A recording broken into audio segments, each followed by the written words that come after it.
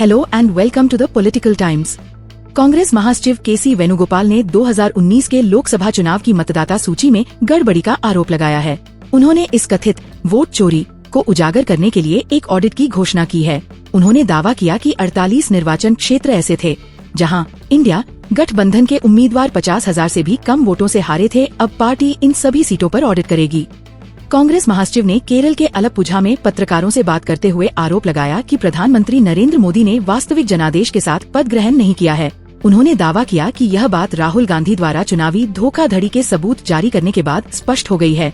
If you like our content then like and subscribe please. Rahul Gandhi ने हाल में ही पिछले आम चुनाव के लिए निर्वाचन आयोग द्वारा प्रकाशित मतदाता सूची में कथित गड़बड़ियों पर बड़े खुलासे किए हैं।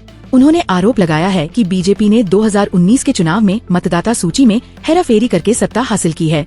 कांग्रेस नेता वेणुगोपाल ने कहा कि एक उचित जांच नरेंद्र मोदी को पीएम पद से इस्तीफा देने के लिए मजबूर कर सकती है। इन सबके बजाय चुनाव आयोग राहुल गांधी को डराने की कोशिश कर रहा है। इसे हमें डराने की कोशिश नहीं करनी चाहिए। 11 अगस्त को विरोध मार्च निकालेगी कांग्रेस। उन्होंने कहा कि कांग्रेस अपनी लड़ाई जारी रखेगी। 11 अगस्त को नई दिल्ली स्थित निर्वाचन आयोग कार्यालय तक एक विरोध मार्च निकालने की घोषणा की, जिसका नेतृत्व पार्टी सांसद करेंगे।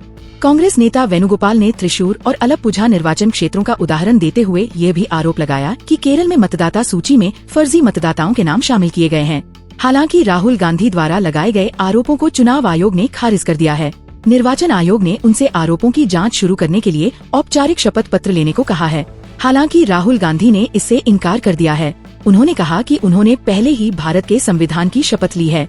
आप आईएएस के बारे MEI क्या सोचते हैं? कमेंट्स MEI जरूर बताएं और लाइक और सब्सक्राइब करना न भूलें।